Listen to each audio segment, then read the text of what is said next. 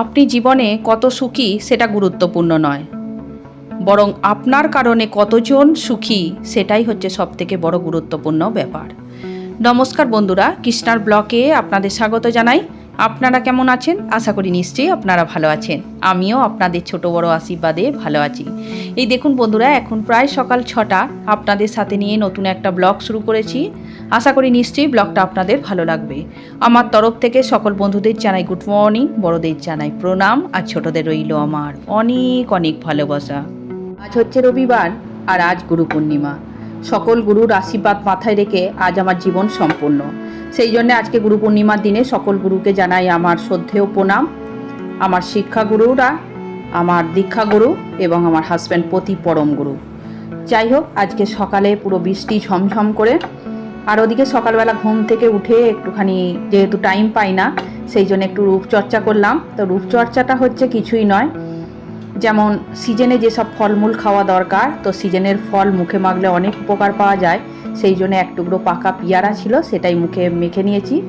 আর সিদ্ধার্থ সকাল সকাল ঘুম থেকে উঠে গেছে, রবিবার ছুটির দিন, আর চারিদিক থেকে জল পড়ছে, সেই জলের মজা নিচ্ছে ও দাঁড়িয়ে দাঁড়িয়ে। এখন বৃষ্টির গায়ে এসে ছিটাগুলো পড়ছে আর টিনের চালে পড়ছে, আওয়াজও হচ্ছে, তার সাথে সাথে ভীষণ খুশি। এদিকে আমি এখন স্নান টান করে চলে এসেছি। তবে স্নান টান করে এখন পুজো পাঠ করে নেবো, তারপরে যাব আমার পাশেই আছে আমার বৌদি, প্রিয় বৌদি আছে, তার ঘরে সত্যনারায়ণের পুজো, প্রতি পূর্ণিমাতেই পুজো দেয়, তো সেখানে যাব প্রসাদ নিতে। যাই হোক, এটা তো আমার ডেলি লাইফ ব্লগ, তবে আমি কিছু যে ইম্পর্টেন্ট জিনিস আপনাদের সাথে শেয়ার করব বলেছিলাম, সেটা আমার ব্লগের মাধ্যম দিয়ে শেয়ার করব। চলুন, স্নান টান হয়ে গেছে, এবার পুজো পাঠ করে নিই। আর তার মধ্যে থেকে যেহেতু গুরু পূর্ণিমা, সেই জন্য একটুখানি নিরামিষ লুচি তরকারি আর একটু সুজি বানিয়ে নেবো। আর সাথে সাথে আপনাদের সাথে আমি এই টিপসগুলোও দিয়ে যাব। তবে 1 নম্বর টিপসটা আপনাদের সাথে শেয়ার করি, যেটা হচ্ছে পজিটিভ চিন্তা ভাবনা করা। কোনো জিনিসটা করার আগে সেটাকে আপনাকে সবসময় ভাবতে হবে যে না, এটা আমার দ্বারাই হবে না, কখনোই নয়। সেই জন্য নেগেটিভস কথাগুলোকে ইন্সপায়ার করা। এমন কিছু মানুষ আছে যারা দেখবেন আপনাদের পজিটিভ টাইমগুলোতে নেগেটিভে ভরিয়ে দেয়, কিন্তু আমাদের কাজ হচ্ছে নেগেটিভ চিন্তা ভাবনাগুলোকে জাস্ট শুধু খালি পজিটিভ ভাবা। আমরা যে এত সাংসারিক জীবনে কাজ করে যাচ্ছি, সংসার করছি, কারা কারা বাইরে থেকেও ইনকাম করে নিয়ে এসে হাউসওয়াইফরা, সব সময় যেন আমরা একটা মানসিকভাবে একটা জর্জরিত হয়ে পড়ছি যে কী করে চলবে, কী করে হবে, ওই দিকটা কী করে করব। কিন্তু মানসিকভাবে কিছু টিপসগুলো যদি আমরা ফলো করি, সত্যি আমরা স্ট্রং হয়ে যাব। তার সাথে সাথে আমি 2 নম্বর টিপসটা আপনাদের সাথে শেয়ার করি, যেটা হলো ব্যর্থতাকে হার না মানা। যদি আপনি কোনো জিনিস করছেন বা কেউ পড়াশোনা করছে, কে রেজাল্ট খারাপ হলো, যে আমার এটা সফল হলাম না, কেউ বড় বড় পরীক্ষার নিয়েছে, যেমন আইএস দিচ্ছে, ইউপিএসসি তৈরি করছে, নানা রকম বড় বড় পরীক্ষার বসছে, একবার হলো না, কেউ নিটে বসছে, হলো না। এই ব্যর্থতাকে হার না মানা, যে আমার দ্বারাই হবে না, আমি আবার চেষ্টা করব, এবছরটা হয়নি কি হবে, আগের বছর একদম হবে। বা কেউ কোনো কিছু ব্যবসা করেছে, তার দ্বারাই যে ব্যর্থতা, এই সিজনটা উঠলো না, এবারে ভালো বিক্রি বাটা হলো না, ব্যর্থতাকে না হার মেনে চিন্তা ভাবনা করা, না আগের বছরে বা আগের সিজনটায় আমি ভালো তৈরি করব, ভালো মার্কেট আনবো, এই ব্যর্থতাকে হার না মানা। চলুন, এবার আমি বৌদিদের বাড়ি যাচ্ছি। যেতে যেতে 3 নম্বর টিপসটা আপনাদের দিই। 3 নম্বর টিপসটা হলো ঝুঁকি, যেটা আপনি রিস্ক বলতে পারেন। কোনো কাজ করছেন বা পড়াশোনা করছেন, সেটাকে কিন্তু, বা সাংসারিক কাজ করছেন, সেটা কিন্তু আপনাকে ঝুঁকি নিতে হবে, রিস্ক আপনার সাথে সাথে থাকবেই।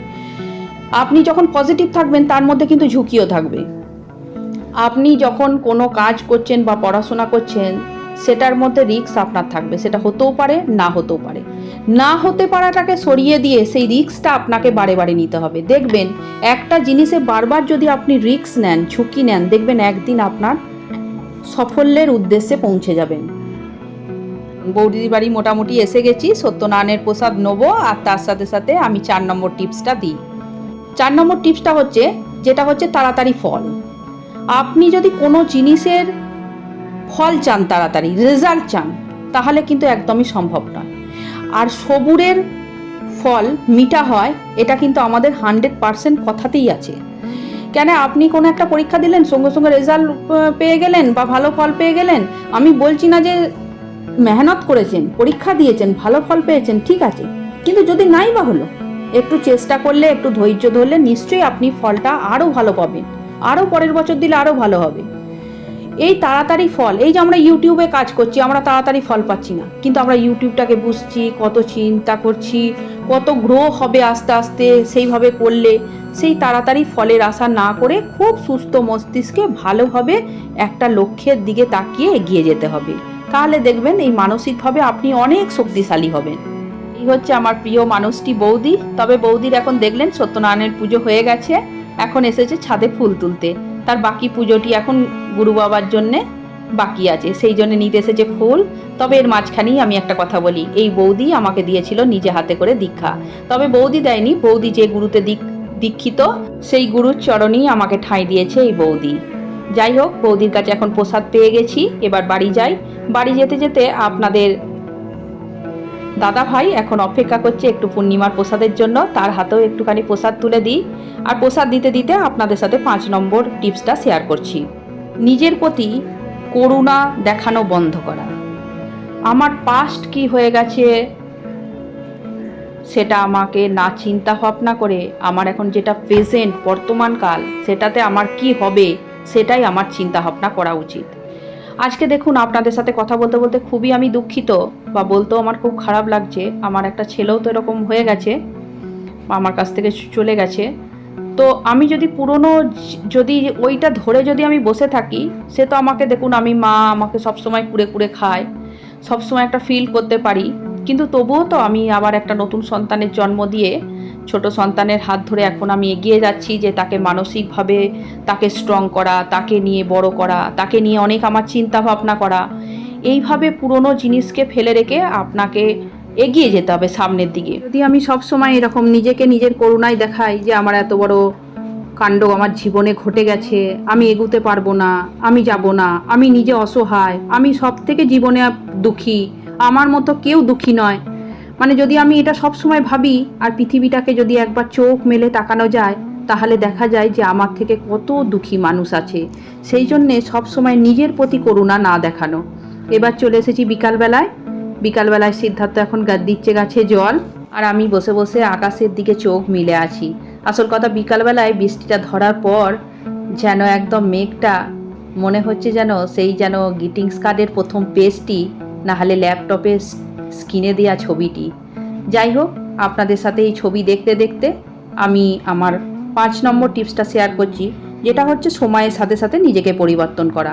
আপনাকে ধরে বসে থাকলে হবে না যে আমার বয়স হয়ে যাচ্ছে, আমি হয়তো আর পারবো না, কি করব না। সময়ের সাথে সাথে আপনাকে নিজেকে পরিবর্তন হতে হবে। নিজেকে সবসময় মানসিকভাবে শক্তিশালী হতে হবে যে না, আমার এখন কোনো বয়স বলে কিছু নেই, আমাকে এখন করতে হবে, আমার এখন সময় রয়েছে, আমার কাছে অনেক টাইম রয়েছে। একটা দিন মানে 24 ঘন্টা, একটা বছর মানে 365 দিন। অতএব আমার এই সময়টাকে আমাকে কাজে লাগাতে হবে। দেখবেন যখন আপনি সময়ের সাথে কাজে লাগিয়ে দিয়েছেন, মানসিকভাবে আপনি অনেক শক্তিশালী হয়ে গেছে। লাস্টে এই মেঘ দেখতে দেখতে আর সিদ্ধার্থের খেলা দেখতে দেখতে আমি একদম আমার 6 নম্বর টিপসটা দিই, আর সাথে আমি গুরু বাবার এখন পুজো করলাম। সকালবেলায় করেছিলাম, তবে বৃষ্টির জন্য মালাটুকু পাইনি, সেই জন্য এখন রাত্রিবেলায় নিয়ে এসে পড়াচ্ছি মালা। আর শেষে আমি ছোট্ট করে টিপসটা দিই, যেটা হচ্ছে এই নিজের প্রতি নিজেকে শক্তিশালী করার জন্য আপনাকে কিন্তু একাকিত্বভাবে চলা শিখতে হবে, সব সময় কারুর হাত ধরে নয়। যেমন আমরা ছোট থেকে যখন বড় হই বাবা মায়ের ওপর ডিপেন্ডেড হই, তারপর হাজব্যান্ডের ওপর, বা যেসব ছেলেরা আছে তারা কারুর ওপর ডিপেন্ডেড হয় ঘরের বড় মানুষদের উপর। না, এরকম ডিপেন্ডেড হলে হবে না। আছে, তারা আছে, কিন্তু আমি দেখি না, নিজে একা চেষ্টা করি। এই যদি নিজেকে মনটাকে স্ট্রং করা যায়, নিজে একাই সমস্ত কিছু ফেস করতে শিখে যাবে, সেদিনকে তুমি একদম শক্তভাবে শক্তিশালী হয়ে উঠেছো মন থেকে। এই টিপসগুলো গ্রহণ করে দেখবেন, সত্যি কোনো মানুষ ভেঙে পড়বে না। যাই হোক, আমি এবার গুরুর জপ করি। আর আমার টিপসগুলো কেমন লাগলো আপনারা অবশ্যই কমেন্টের সাহায্যে শেয়ার করবেন। আর আমি এখান থেকে বিদায় নিচ্ছি। আপনারা ভালো থাকবেন, সুস্থ থাকবেন। শীঘ্রই দেখা হবে পরের একটা ব্লগে। আমার যদি ভিডিওটা ভালো লেগে থাকে ছোট্ট করে একটা লাইক করে দেবেন।